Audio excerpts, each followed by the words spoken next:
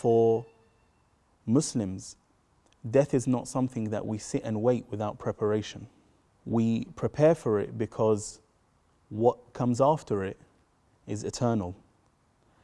And for the pious and for the righteous and for the faithful, an eternity of reward and pleasures and delight and splendor await them. When a person dies, the first thing that we are obligated to do is to continue to offer them the dignity that would be afforded to them while they are alive. That they are then washed and then shrouded. Once shrouded, they are ready for the funeral prayer to be prayed for them, which is a communal prayer. And part of it is invocation and supplicating and asking God to grant the deceased forgiveness, grant them mercy, to elevate their rank, to honor them. Then immediately after the prayer, the deceased is taken to the graveyard to be buried. And again, it's encouraged and highly rewarded for people to follow the funeral procession, to remind us of our inevitable fate. The burial takes place and the body is lowered by the family of the deceased. And the family of the deceased are recommended to remain for a short while after the burial, to pray at the grave, to continue to ask God to forgive them and to expiate their sins.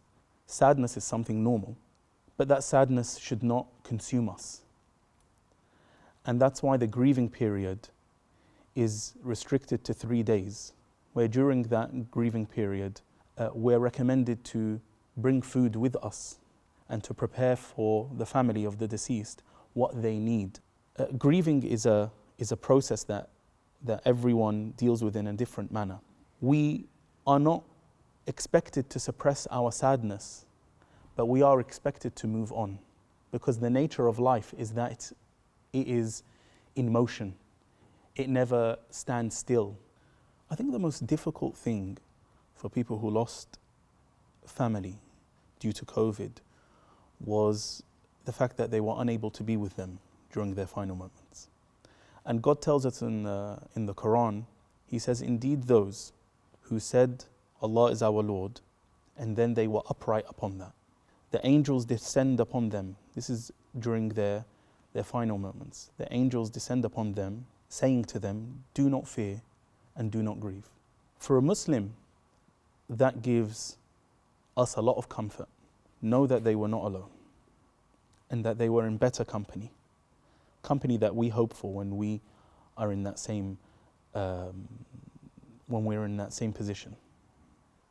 All of mankind and all of the world has had to cope and had to make do. What everyone's realized is the reach that you have with online communication. And the word can come in written form. It can be sent in audio form, in video form. So we haven't been disconnected entirely. Some people have been more connected, time-wise, and with people far away. But it goes without saying that it substitutes, but it doesn't match or equal the human touch.